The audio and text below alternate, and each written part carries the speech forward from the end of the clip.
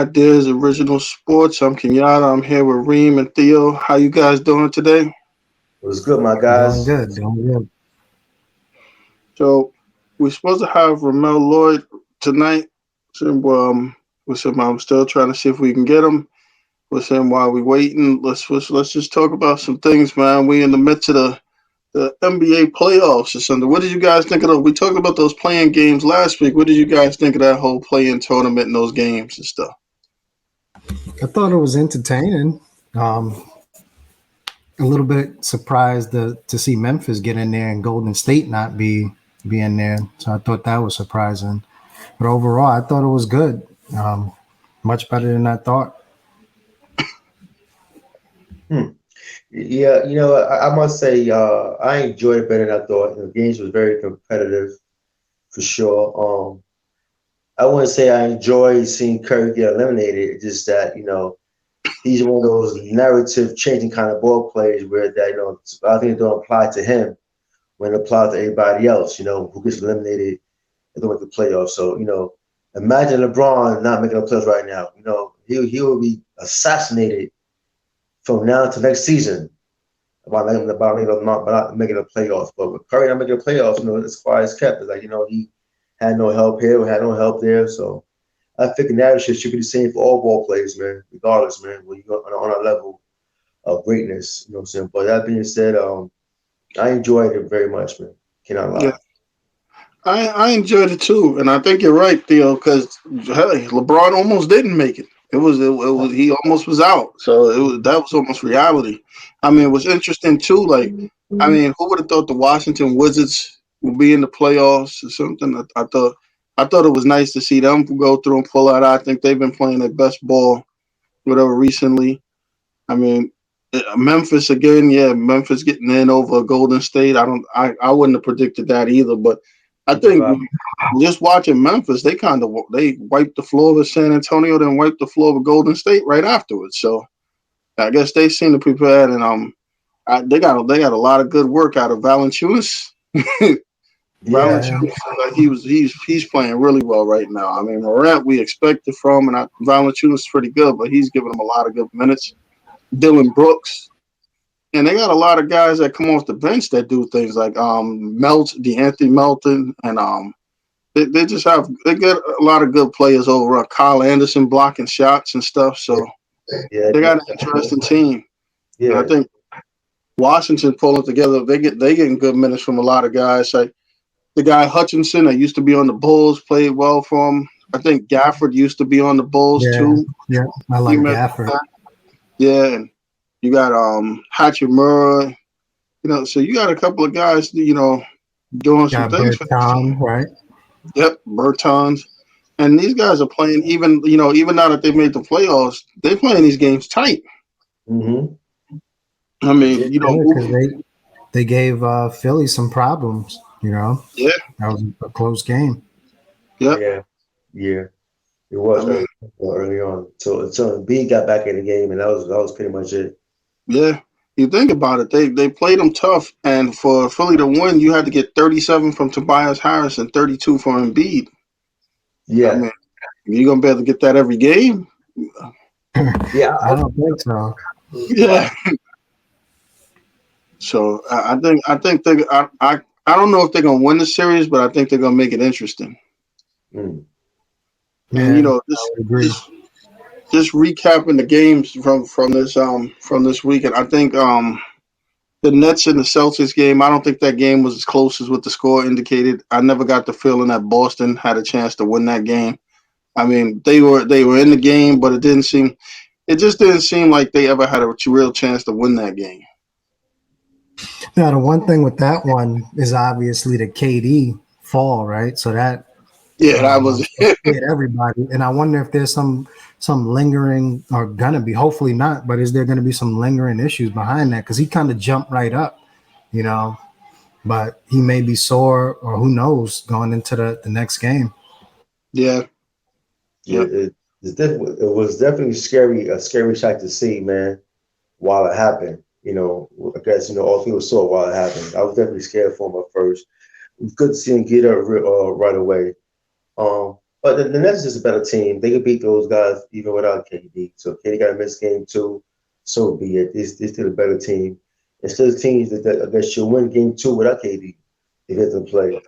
Um, but that being said, the Nets proved that they're a better team, and Harden did his thing pretty. I guess eventually going to his left all day. I can't understand how this guy goes to his left all day and be so effective, man.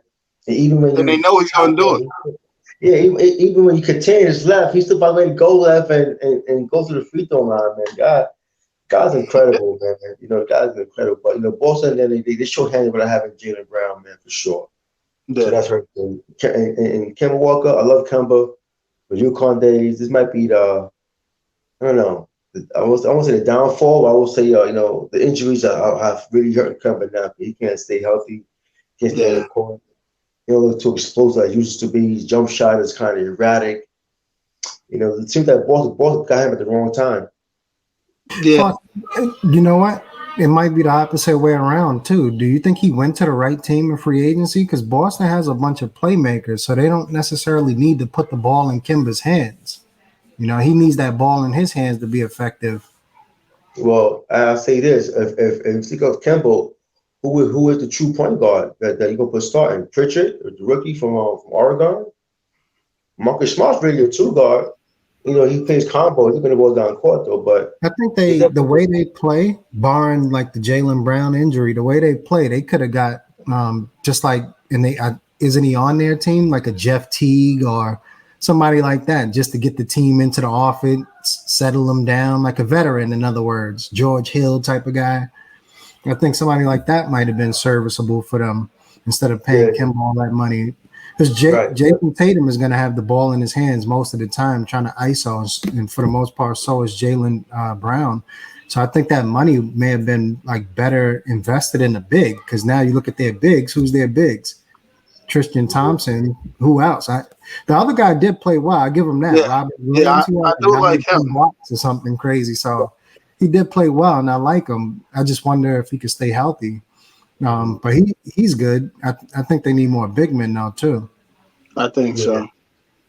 I agree. I think Theo might have called this one the Mavericks Clippers matchup with the Mavs beating the Clippers or something. Because I think last week you were like, "Well, do we even think the Clippers going to beat the Mavericks?" Right. So this first game didn't look good for the Clippers, man. Definitely didn't. Listen. I seen a picture on Shannon Sharp's IG page that said, "I know you did last summer." It had a picture of Beverly and Kawhi and Paul George on it. Again, man, it's kind of fitting. I mean, end of the day, it's one game though, but certain teams just play the teams very well. How they number, I mean, we all always say that Dallas should beat them last year if KP6 didn't get kicked out the game. Yeah. I seen another one, Theo, that said PG 13%. I like that one. You know what I thought was interesting? In order to play the Clippers, you see that Dallas changed their lineup, right? They took Richardson out and put Tim Hardaway Jr. back in as the starter. Yeah. And it paid off. Yeah, he had a big game. Mm-hmm. Yeah, spread that ball to Luka, man. That's what's it. So you can penetrate, and kick it out. Yeah, they can't get them blocked up on them. The one guy I'll say though that concerns me is Porzingis. I don't think they figured out what to do with him yet. I don't think he plays too well like they anticipated with Luka.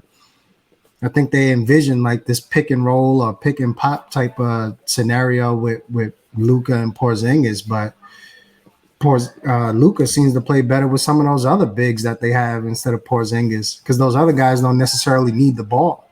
I think Luka would play better with somebody like a Jackson Hayes or something, or DeAndre Jordan, somebody that's going to roll to the front of the rim. Porzingis he's with him. His role is he basically rolls and stands next to Luka.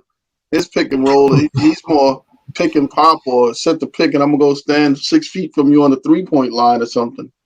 But Porzingis ain't really rolling to the basket to finish at all.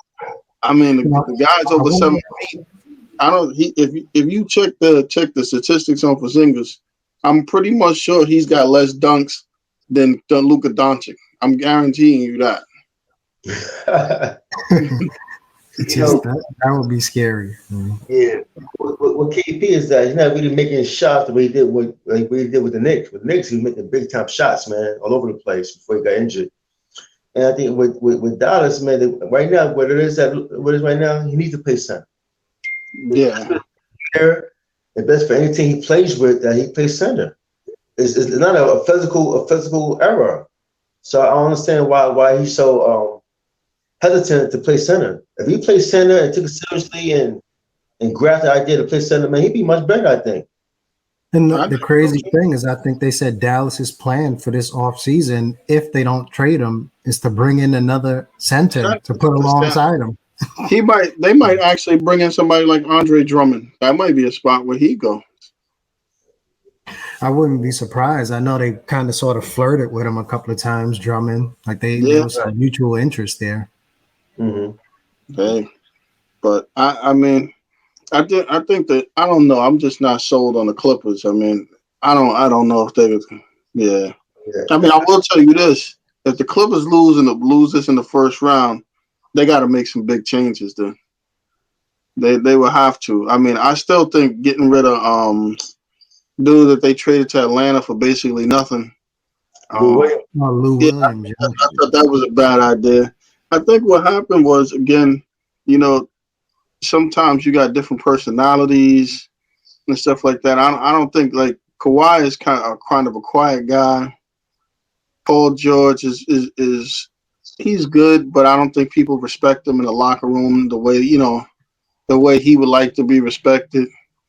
And I think the coach, coach, this is not old school coaches because an old school coach in basketball could be like, listen, this is the deal.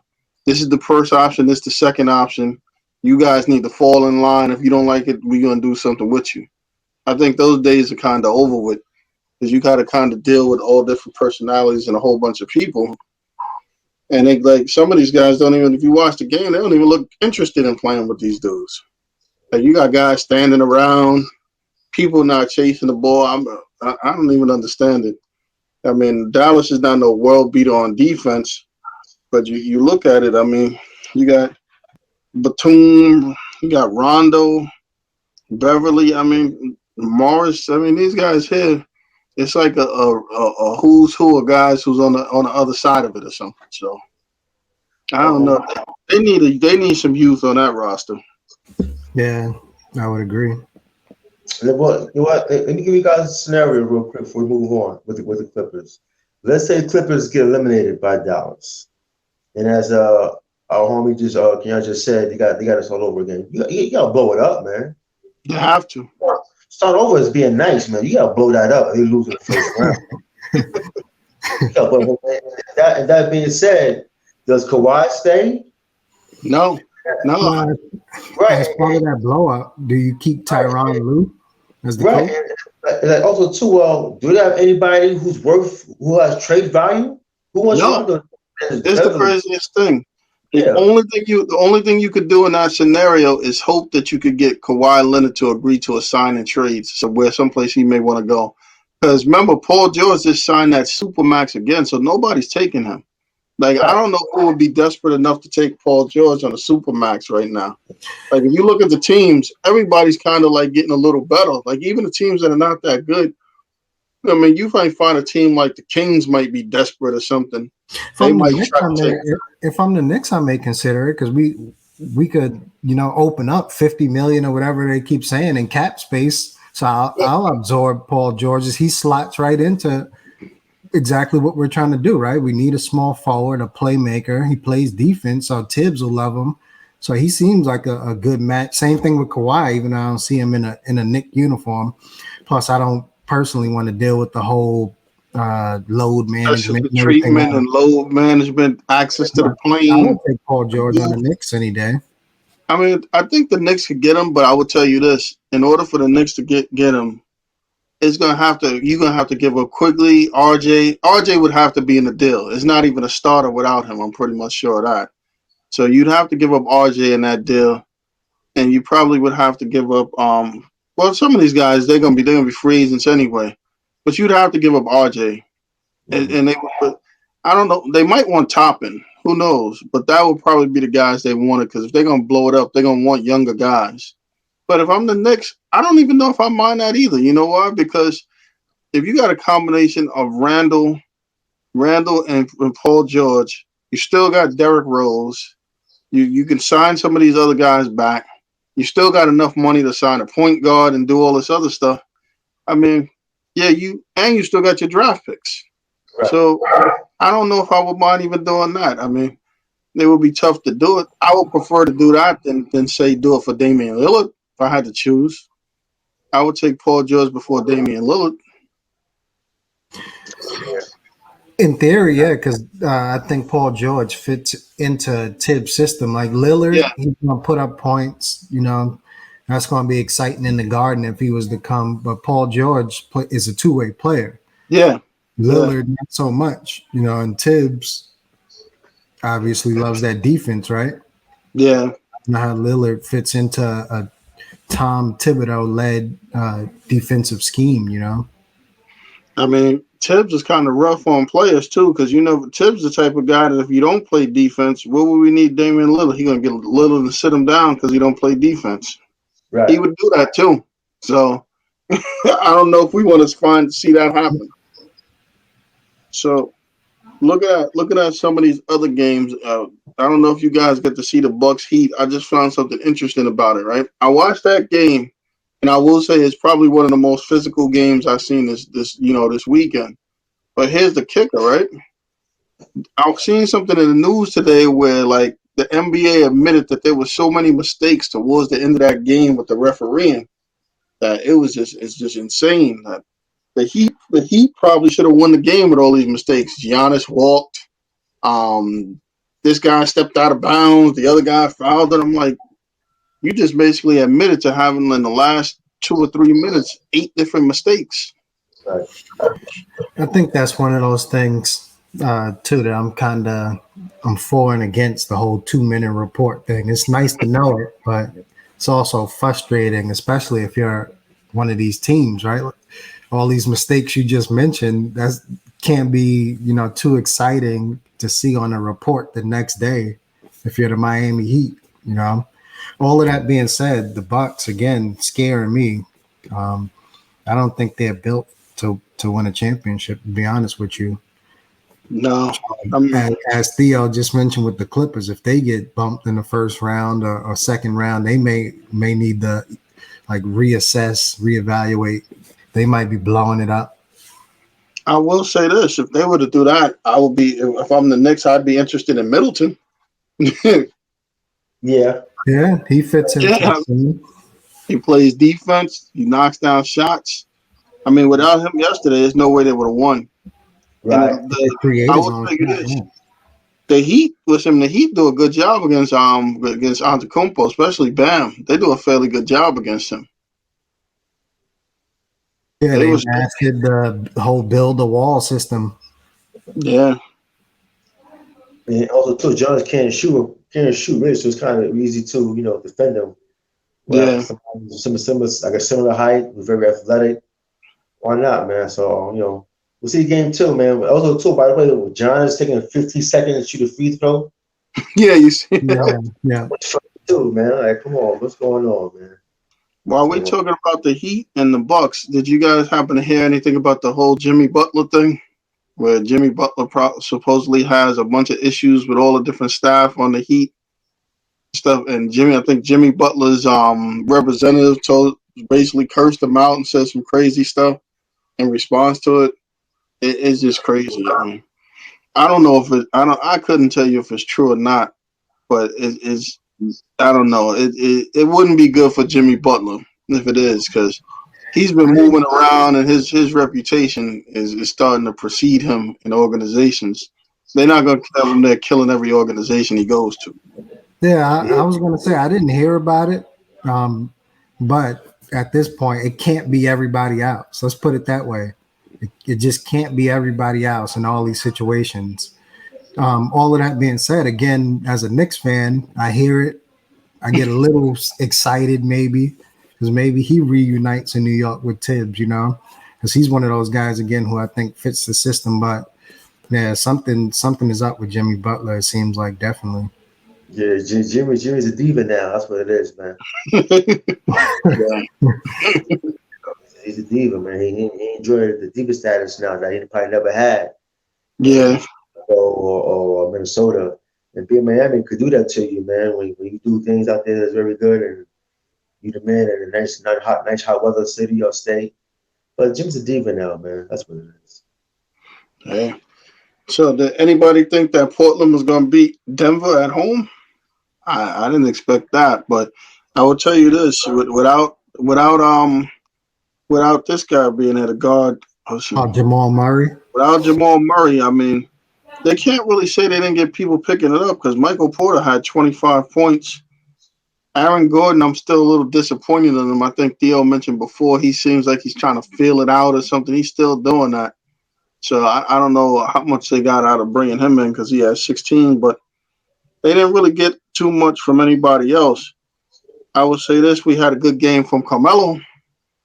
Carmelo gave him 18 points on good shooting, and Dame between Dame and CJ and Nurkic was there. They had good games, so Right. that's interesting. With this Denver team, like you said, without Murray there, uh, you know, they're the third seed on paper, but I don't think in reality with no Jamal Murray, they're the third seed. Probably a seventh, eighth seed, maybe with no Jamal Murray. That is. So I'm not surprised to see Portland beat them. Portland, like we discussed before, is one of those up and down. Who's going to show up type of teams, and they just so happen to show up in this first game. But I wouldn't be surprised if Portland won that series simply because Denver isn't the same Denver without Murray. Yeah, I definitely agree with that. Yeah, Yeah, Portland is a Jekyll and Hyde team, man. They've been that way for the last 3-4 years, man. You know what I'm saying? So they have the ability to beat anybody, but for sure they have the ability to beat Denver without the point guard, so to speak. And they have the best backcourt in the league right now with CJ and Dame. But if Melo's looking like Syracuse Melo, they're gonna beat Denver. yeah, yeah. Today earlier we talked about a little bit. We had the 76ers and Wizards. Which we got real big game from Tobias Harris and Embiid, 37 and 32. I Hmm. mean, I don't think many people gave the Wizards a shot anyway, but I think the Wizards did a good job out there. I mean, they had even distribution of scoring. Bradley Beal had 33, and they had like five other guys in double digits. So I think that I don't know if we could count on Tobias Harris having 37 every game, but Yeah, yeah, I think I it'll would be. agree. I don't know if they'll beat Philly, but I think it might be interesting. Yeah, their role, the Wizards may be just softening Philly up for whoever they meet in the next round. They'll make it challenging. It'll be a physical series, and then they'll probably get eliminated. I can see that. Yeah. Tobias Harris has the ability to score 20 plus points average in this series. Yeah, So he had the ability is there, the skill set is there. Some guys take time, some guys, it's up and down. Maybe he's happy, he's comfortable, better fit with Embiid and Ben Simmons. They have shooters around him to spread the court out with Seth Curry and Danny Green. But him having a good game, I was kind of happy for him though. So to be honest with you, him having yeah, yeah, so but the Wizards they tough. They're led by Bill and Russ of course, but they're not ready yet. I'm saying Bill's good, but Bill can't be contained a little bit. I've seen Spurs yeah, today. He was kind of quiet today. I was like, where the hell is Bill at? I was looking for him on the court, man. Let me do 5-6 minutes. There was no Bill at all. I ain't hear his name at all. But this is a good year for Wizards fans for making the playoffs and being competitive. And Russ doing triple double and Bill is still being a Bradley Bill. So, but that being said, I see 4 games, man. Get them out of there. okay. I'll give Washington one game. Yeah, I'll I give was thinking the same thing. In 5, they'll be out. yeah. So we had another interesting one. We had Phoenix beat the Lakers today. I mean, the Phoenix obviously was the highest seed, but then we're talking about the Lakers. So and I didn't really count that seeding too much, as far as to who would win. Overall, Phoenix is a tough team, but when I look at it, I don't think the Lakers could win a game where LeBron has 18 and Anthony Davis has 13. There's no Mm. way that they could win a game where you get 31 points combined from those two. That's not even possible. Mm-hmm. So if They Phoenix need could one of keep, them to average 31.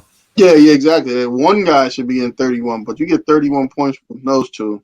I couldn't see them beating anybody team in the West with you get 31 points from those two. So they're gonna have to go back to the drawing board on that one. I mean, they Right. got a big game from Aiton with 21 and 16 rebounds and 34 points from Booker. And CP3 he didn't score much, but he as usual his imprint is on the game. He passed the ball, defended different players and stuff like that. But I just think looking at it, I can't help again. I said it before. I can't help to think how much the Lakers missed Dwight Howard and JaVale McGee. I mean, right now they got AD out there who really doesn't want to play centers. Drummond didn't get as much minutes as what as which I would have thought he would have got. He got 19 minutes. So if they're gonna play AD at the center, he's gonna have to want to mix it up, and I don't know if that's gonna happen. And Aiton is actually a pretty good center, so it's gonna be a little tough to get through this. I mean, I still think the Lakers will probably win this series, but it's gonna take a lot more than what they put out today. I don't know if they will win. I think LeBron and AD are both banged up. There's a lot of players and teams who are banged up, but I think they're probably more banged up than they're leading on. Hence the reason why they only had 31 probably. Not to say those guys aren't capable of having a bad game too. So that adds on. But I think they're injured. They missed a ton of games. And like they both came back kind of towards the end of the season. They're veterans, so you don't necessarily have to worry in theory about them gelling, but I don't know if I buy that either. So I'm not really surprised. I see them losing in the series, to be honest with you. Phoenix has been hot all season, playing well, barring any type of major injury, and not even necessarily the CP3. As long as Devin Booker, I would say, stays healthy, no major injuries, then they'll probably beat the Lakers. Yeah, it seems like we have a back-to-back subpar games from Anthony Davis. Something's going on with Anthony Davis, man. I don't know if he feel he just turn it on when he feels like it. But that being said, it's going on with AD, man. And LeBron's LeBron, and LeBron's to the point right now that he shouldn't have to be trying to score 25 points, to lead the team. It should be Anthony Davis trying to lead the team. He's trying to let Anthony Davis be Batman, on his team. But AD's not showing up. I don't know if he's playing hurt. Maybe he is though, but right now he's not playing well, man. That's for sure. Yeah, yeah. And we got two more games on tonight. One more thing I want to add there is if you look at it, Anthony Davis took 16 shots and LeBron James took 13 shots. If Yeah, you go that's back to like the Kobe Bryant Mamba mentality, these guys should be chucking up 20 something shots each. You can't be out there if you're LeBron James because he had 18 points. He went 6 of 13, but what is he only doing? Taking 13 shots. Hey, Ring. I'm sorry, Kay. Ring. Kenny J. Smith said the same thing after the game about LeBron James in particular. a lot. He did. Seriously. He really A did. lot. That's always been my knock on him. It's not that I'm a LeBron James hater.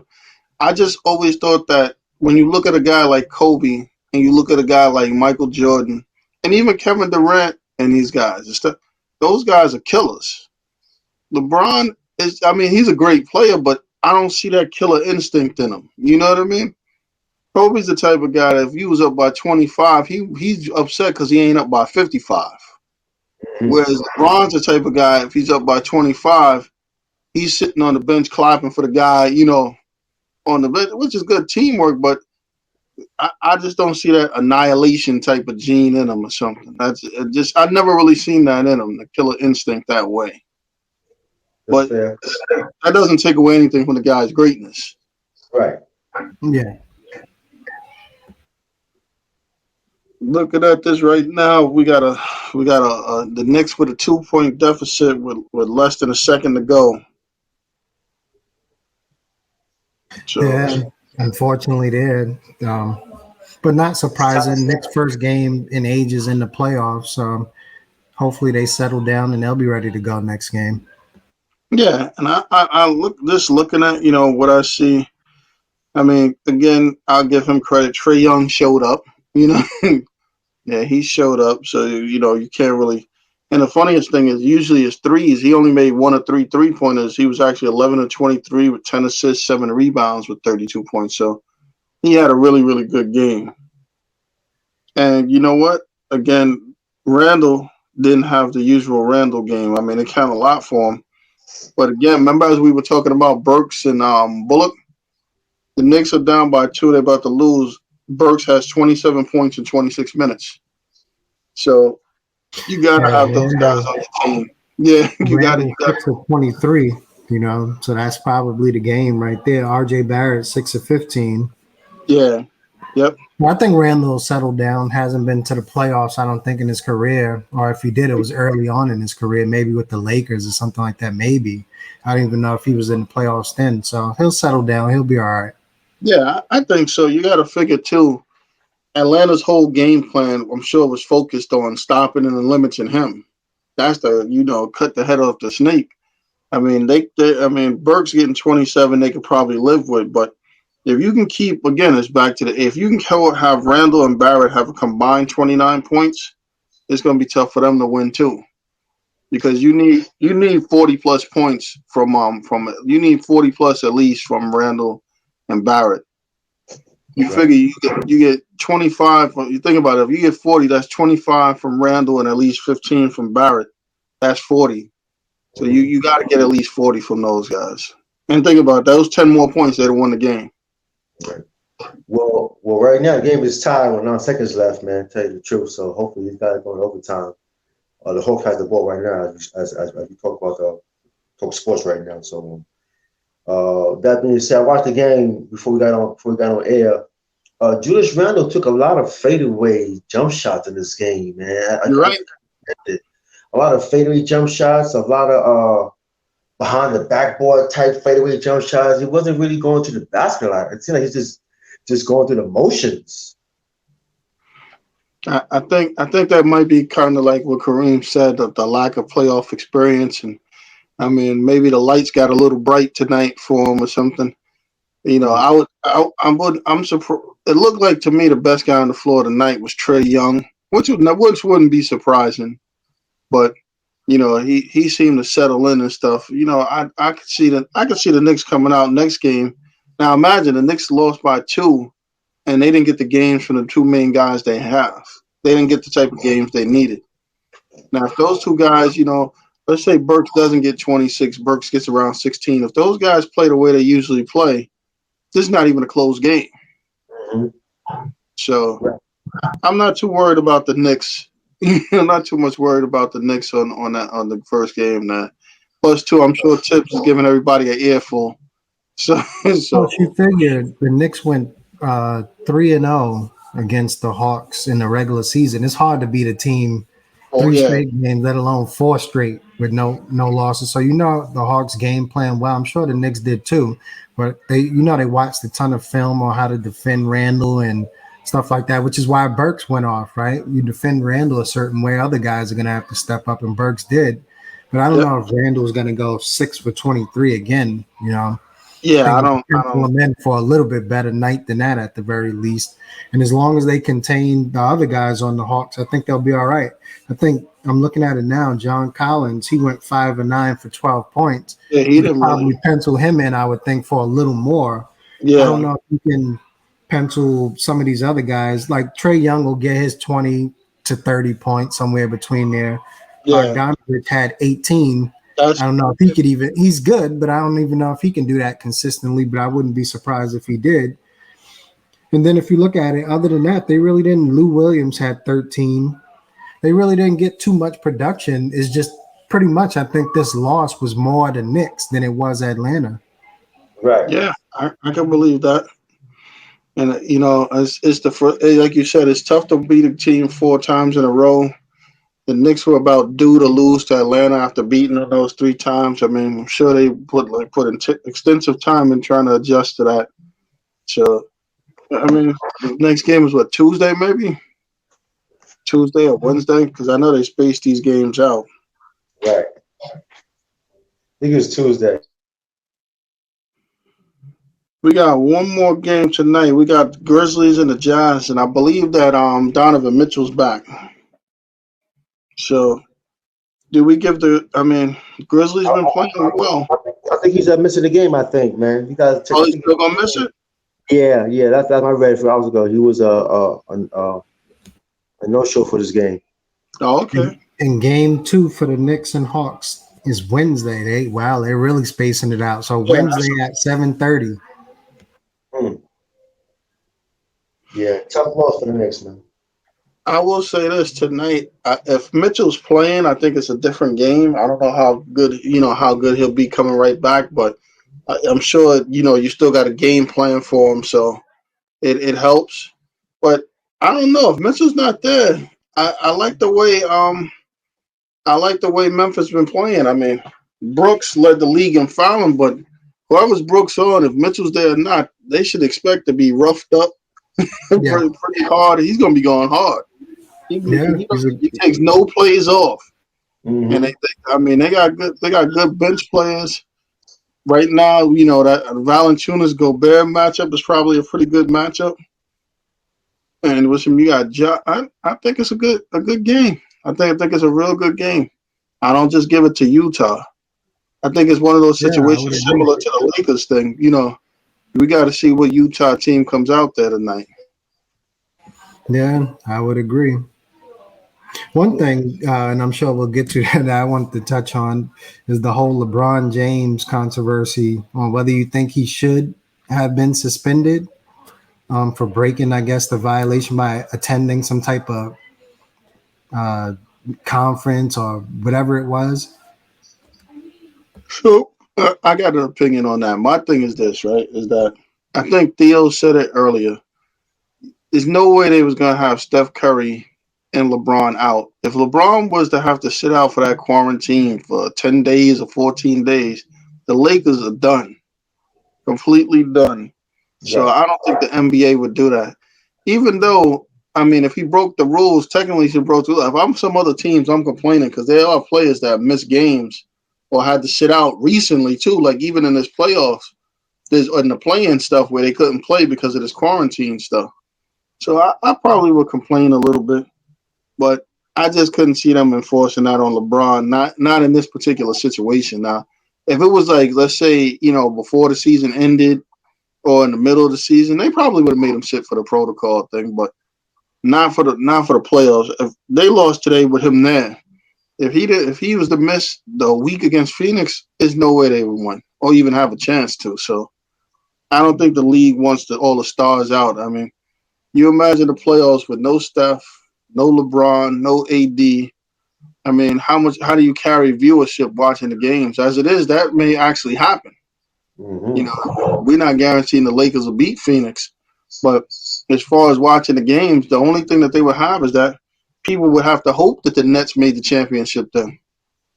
Because if the Nets didn't make the championship, how much viewership would you get? I don't know how many people are going to be watching Utah versus Milwaukee. So, yeah, or Phoenix versus the Sixers. I mean, it'll be entertaining, but I don't think that's like a big national draw. Right. So, I mean, ideally, they would love to see the Lakers play the Nets. That's the best that's the best television must see TV right there. But it's gonna be I, it's gonna be tough.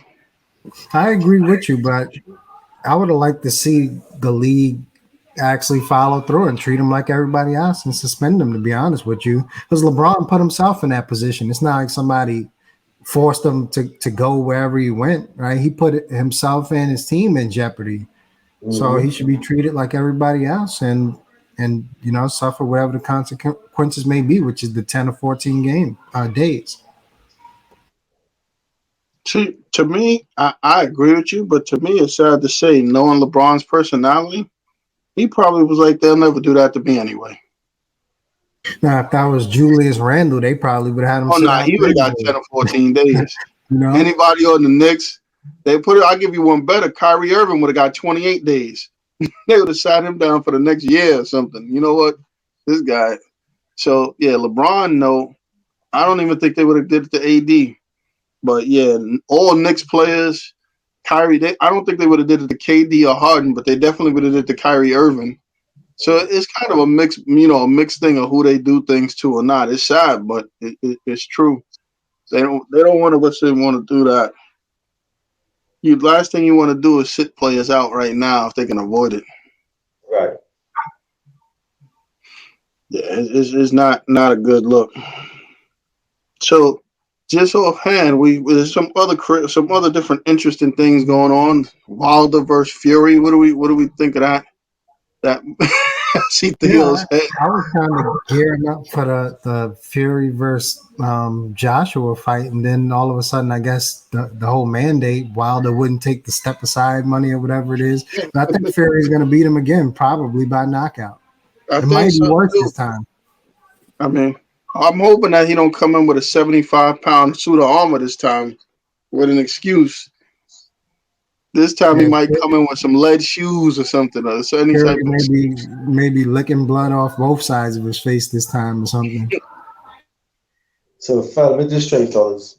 So, Wilder goes to court and win on his arbitration case to, I guess, beat a new opponent for Fury. When these guys were negotiating this fight, why didn't you do it back then? Why would you wait all this time? These guys, saying come to the agreement, sign contracts, find location, deals done, said, already announced, now and then go to court for arbitration. I understand that. It makes Yeah, no sense to me. It makes no sense to me. Now, and that being said, fine. You're going to fight Wild. You're going to fight Fury. You are what you are. You're a slugger with no boxing skills. yeah. So all of a sudden, you're going out red and you're going to try to outbox Fury. I don't see that at all. No. I don't see that. I don't see that at all. Him trying to outbox Fury. I think he probably pissed Fury off even more. And I think I Fury think should. so. I think Fury should beat him with a knockout or unanimous decision. That's for sure. And nobody wants to see this fight right now. We No. want to see this fight, but not right now. We want to see Joshua and Fury right now. Get it wrong. We want to see Wilder get a third chance at Fury after maybe a good tune-up or so. Not right away. Okay. It's almost like he was waiting to see what the step aside money was. How much are they going to pay me to you know, 20 million, my step dude. aside? It was 20 mil. Well, and he Oh, turned that down. I'd have took the step aside money. I mean, you Shoot, figure I might have stepped aside for good. I don't know if I would have got back in the ring with Fury. 20 million and not have to get beat up again. come on, right? That's crazy. Man, I ain't doing $20 million. Listen, give me a $20 million. I walk home backwards, man. Beat me up 6 more months down the line, something, man. That's what's up, man. But How much this, are you getting for the actual fight? Probably the why same amount. I That's why wouldn't. I like that. I couldn't believe him. You know what? He might be getting 20 million and maybe a percentage of like the pay per view or whatever. But I couldn't see it being more than $20 million. Nah, I couldn't. Plus, too. I mean, how many pay per views you gonna get on that anyway? On a Wilder Fury fight. You're not gonna get much because you the B. Not only you the B side, but you lost twice already. Yeah, it's no. There's no market for that. They better have a tremendous undercard or something. Yeah. Because who's gonna sit there and wait and watch 5 bum fights and then at 12:30 watch Wilder drag in the ring and get outpointed by Fury for 12 rounds or some craziness or something, Right. and then blame it on some lead shoes or heavy neck. He got hurt in training, all types of foolishness. Getting a new trainer. You're gonna find some Mm-hmm. time.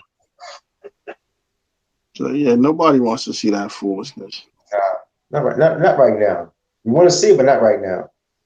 Yeah. So Tuesday they have a special coming on ABC about Mike Tyson. I don't know if you guys seen the commercial about it where there's like there was the basic premise is that I forget the year, but at that point they call it the three Mikes. They were the biggest things going: Michael Jackson, Michael Jordan, and Mike Tyson. And it's basically Mike Tyson talking about his life and what Mike Tyson now would say the 21-year-old Mike Tyson. He basically said that was something to the effect that he tell him that life is going to be painful. I mean, listen, I'm glad to see it. Listen, I'm glad to see it. Listen, how do you guys think it'll be? Is this kind of like their shortened version of the Last Dance with Jordan, It might Mike be. It Tyson might be. version? It might be because he's supposed to be talking about some things in his life. It could be. I don't. I I think mean, it might be more than one day too. I always liked Mike Tyson. In the ring, that is. Outside of the ring, whatever he was doing, who knows? But in the ring, I always been a huge fan of him, so I'm interested to see it. I don't know how much content is there in terms of like I don't like is he gonna get into the whole rape thing again or whatever that was?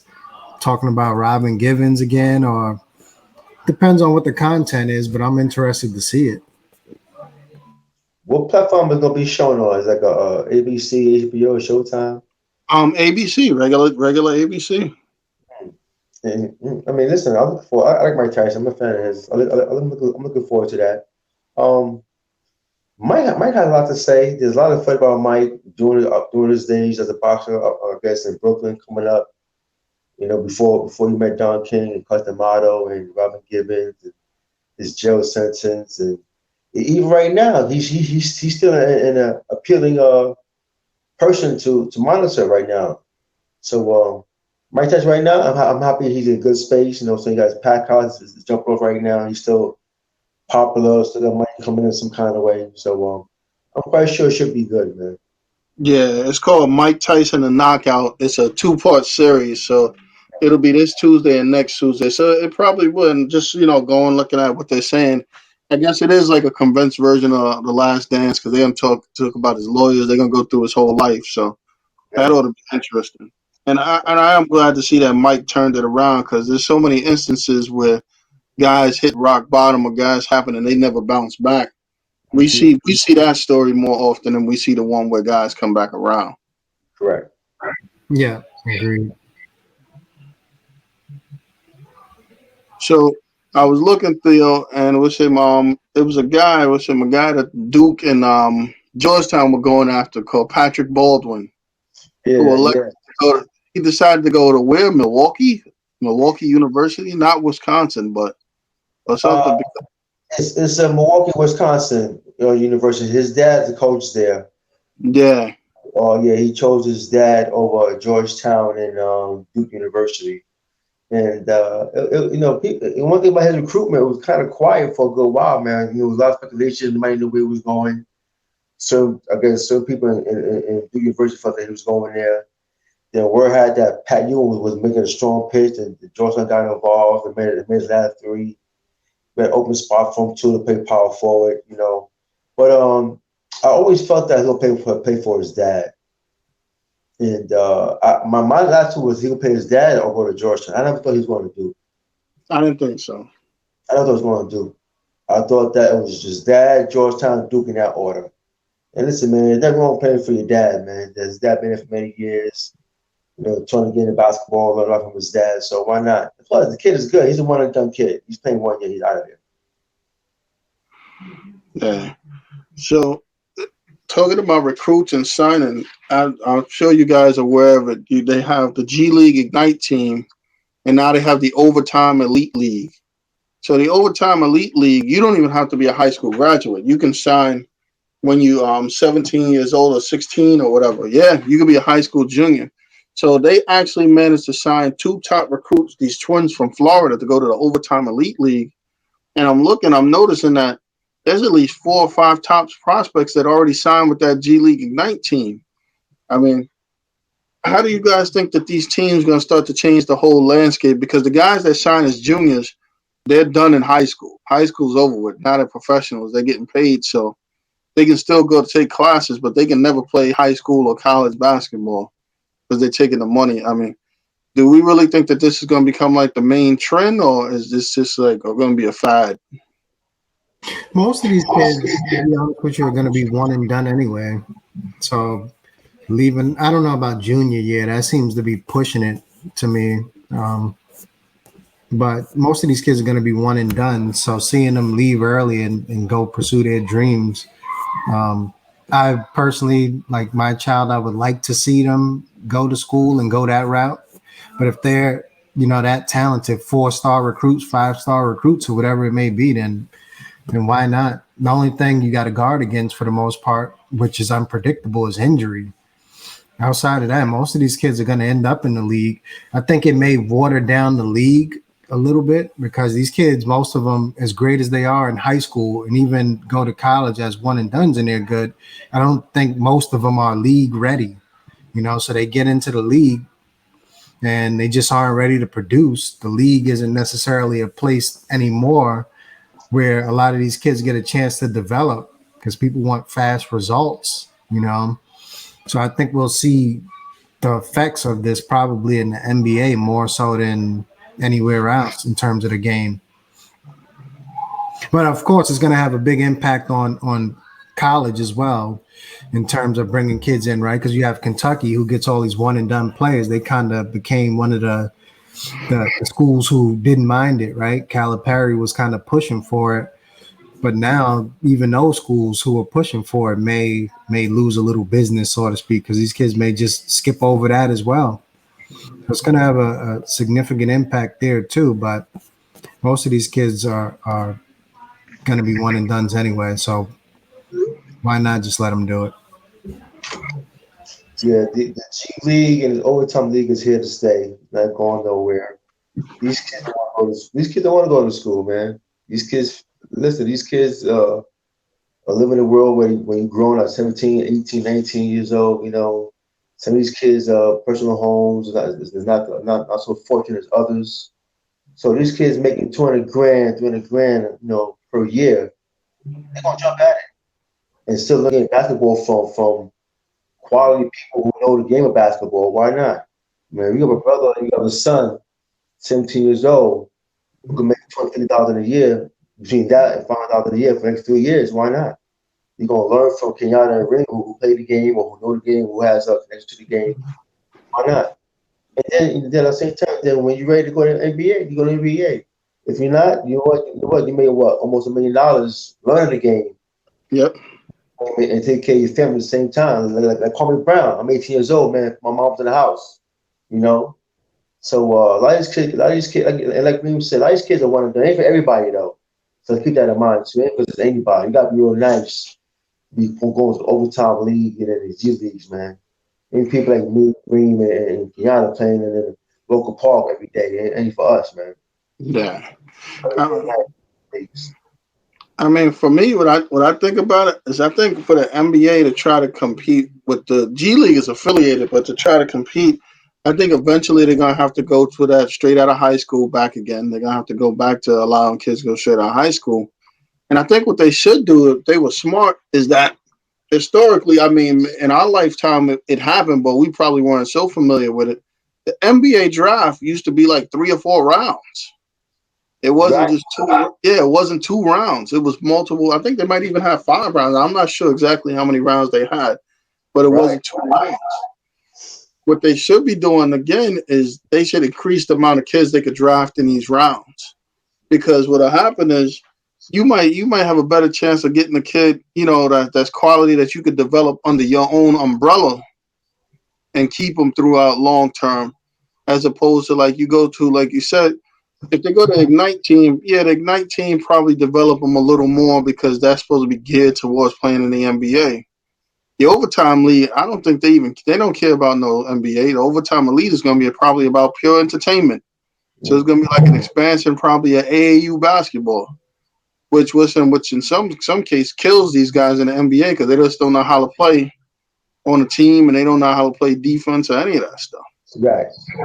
So the NBA would be better served to get rid of one and done and let them come straight in, and maybe expand the draft where, okay, we got some more eights instead of just picking these guys. we can have like an expanded roster, or because they have these G League teams. Why would you want the top prospects to play on an NBA owned team called Ignite when you could have the G League team, your own team, and get some of these top prospects from high school playing on your team to develop the way you want to? Mhm. Like, is the overtime league like a more fleshed out version of what Hot Sauce and them was doing back in the days with the M1 mixtape tour and all that? Like, I instead of think being a street ball version, in gym version of that, like a more fleshed out version. you know what I think it is. I think it's more like you know how they got the EYBL and Under Armour has their league and Adidas have their league. I think it's a paying version of AAU where you basically paying kids to play. But AAU ball, if you watch, a lot of times the teams are predicated on two or three guys. So two Right. or three guys go out there and they showcase their ability and stuff, and the other guys are either supporting cast or whatever. I mean, some teams they got a lot of good players, and they could do more, but most of them are based around a couple of top guys. Like you got the top 100 players in the country in your AAU team. If you manage to get three in the top 20, more than likely you're gonna win. You're gonna win wherever you go. But it's definitely not geared towards a lot of the programs you watch. Some of them I would say play a more pure style of basketball where the ball moves, and they develop things. But a lot of stuff is like it's more one-on-one isolation type of play. Right. Um, you get I mean, a lot of kids don't play defense. I'm pretty much sure every NBA coach is pulling their head out now because people that come through we don't see a lot of defenders. If we see anybody play halfway decent defense, we think they're a great defender right now. Right. Yeah, Yeah, if that's you what I'm even saying. That's why I think it's going to water down um, the league because now you're paying these kids are going to be one and done anyway. But now you're paying these kids to continue to play the way they've been playing, yeah, without learning the fundamentals and everything else. hmm At least I would say, like at Kentucky, John Calipari is gonna, coach you up, so to speak, right? yeah. I guess we'll have to see how this overtime league works out. I would say the G League has decent coaching in there. Hopefully, it's the same with this new overtime league, but I'm So not banking on it. the crazy part is I feel like for to make another part of it, I feel like for the NCAA to compete, they're gonna have to pay players. So somebody's gonna lose in this deal. If the NCAA doesn't agree to pay the players, any player that can go to get paid in overtime or in the G League Ignite team, they're gonna take that because you got to figure. I could go here and I could get paid right now, like Theo said. I could put my family in a house. I could do all of this stuff, and that's like a once in a lifetime opportunity. Because think of it this way: say I'm a top 100 prospect, like 63 or something, right? This overtime elite team is gonna give me 300,000. I still got to play a year there. Then I'm gonna move over to the Ignite team. They're gonna give me 500,000 or something, and then I'm gonna try for the draft. Now think of it this way: if I don't get drafted at all, I still made $800,000. Right now, if you don't get drafted, what happens? You get nothing. Right. Now, So in terms of the overtime league, um, like because I'm sure they can't be paying everybody who goes in there 300,000. There's got to And be there, somebody like us, no, who's getting league no. minimum, so to What they're speak. doing, how they're doing it is smart. They're gonna limit the amount of teams, so it might only be like 8 teams. But if you could get all the top 100 kids or 100, the highest ranked kids, and they're doing it smart too. They're doing like how the WNBA does. So it's geographic. So you right now you could be the number one player in New York City, and you might not be on that higher platform. People may not see you because you might not play for this AAU team or that. But if you're the best player in New York, they're gonna give you some kind of contract. It might be not be the 300,000 contract. You might get 75, but how many of these kids want to actually go to school anyway? You're gonna take the 75,000 and call it a day. Mhm. Yeah, agreed. Because you're gonna have to fill out, like you said, you're not gonna be able to get all top players. You're gonna have to fill out the roster with some, and the real top guys, they're gonna go to the G League because they're gonna be seniors and they're gonna make more money. Because I don't think overtime is paying as much as the G League. I'm not sure, but the G League players, some of those dudes have made $500,000. Right. So I don't know if overtime's paying that high. But you figure you can make money at overtime as a junior, then go to the G League, or you could just stay in the overtime thing for 2 years, whatever. So it's money there, and I think too many kids. I think a lot of kids gonna be tempted by the money. I think the NBA to combat that, they're gonna have to change the salary structure. You're gonna probably see another one of these. I don't know about a lockout, but you're gonna see another one of these player things because you're gonna have to increase the rounds of players. And then even let's say we did the league increased it to 5 rounds, right? Mm-hmm. That guy in the 5th round, you still gonna have to pay him the same amount of money he would get in that overtime elite league, else he ain't gonna go there either. Right. Why I get drafted in the 5th round of the NBA to make 45,000 when I could play for overtime elite for 300,000? Right. So, and then here's the thing: why am I gonna go to college for free when I could go to overtime elite and play for 300,000, or go to G League Ignite and play for 500,000? So, Right. college basketball, we might be looking at a whole different landscape soon. Yeah. Yeah. So, They did it to themselves. So this is what we got now. yep. So it's going to be interesting to see how they go about doing this. I do think the NBA's got to start taking kids straight out of high school and maybe expand the draft. That way you could at least make sure that you're getting all the talent in the NBA. And if they don't pan out, they don't pan out. But at least you're giving them the same amount of money or opportunity as these other side leagues and stuff. Because Agreed. you think about it this way, the G League would never do it. But let's say overtime elite, right? Let's say overtime elite starts making money. They start putting on TV and everything else. What would they say to us? You know what? Maybe we should try to move into college age players, right? Because you could get into the NBA draft at any age. Right. So maybe instead of you going to the NBA and not playing and playing in the G League, maybe we keep you in the overtime elite where you're gonna play, and you go to the draft when you're 21 now. So it's a lot of things that they got to think about here. Yeah.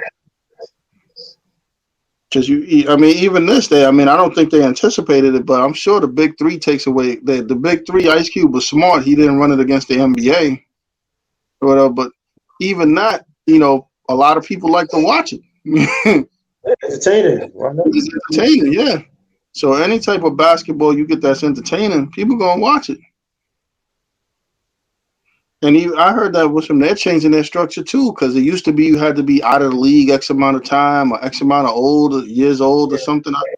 I heard that I heard they're switching that too there too. Yeah. They trying. They scrambling now, so to speak, man. That's what they're Yeah. trying to do. Yeah. That's what you're doing. So the whole thing is crazy. Like finding basketball players to play in leagues is crazy. Certain college basketball, and you see that. Yep. I think soon we're not gonna see the best players of that age group in college. Shit, paying these kids a long time ago, man. Yeah. You got these schools making hundreds of millions of dollars, man. These kids, man, can get only 3 meals a day instead of getting unlimited meals, Mm-hmm. So there's a lot of things about with that though, man. Like Chris Webber, for example, Mitch Albom interviewing him, man. He's driving by in his car, man. You see his jersey in the local sports store. Yep. He get cut out of that money? Nope. Just see his name, Michigan. See 2 names, Michigan and his last name, Webber. Yep. Selling for over $100. Oh, $100. You know what I'm saying? What's even crazy? You remember what was his name from Ohio State, Pryor? You remember what happened to him, right? That was the quarterback that he ended up turning receiver in the NFL. Oh, yeah, Pryor. Yeah, Terrell Pryor. Terrell Pryor got in trouble because he sold his own championship ring to somebody in a sporting goods store or place, and they paid him with give him tattoos and money and stuff. Right. And that was his ring. That was his own ring. So they wouldn't even let him sell his own championship ring. Yep. That's true. So it makes no sense, man. But I don't feel sorry for NCAA, man. Not at all. No. Football is right behind basketball when it comes as far as these kids think about themselves more than want to turn pro. If you want to turn pro, let them go pro, man. That's where I see it. Let me tell you, once they start getting, if once football or somebody figures out they get like a real developmental league or something like that, Hmm. it'll be over for football too. Right. I Yeah, do think wouldn't be this. surprised. I do think this new XFL with that the Rock owns or something. When they come around to do that, I do think that'll be a little better. And I heard the NFL actually is starting some kind of minor league teams or something that they're trying to do too. So Just make sure it's guaranteed contract because football is a brutal sport, man.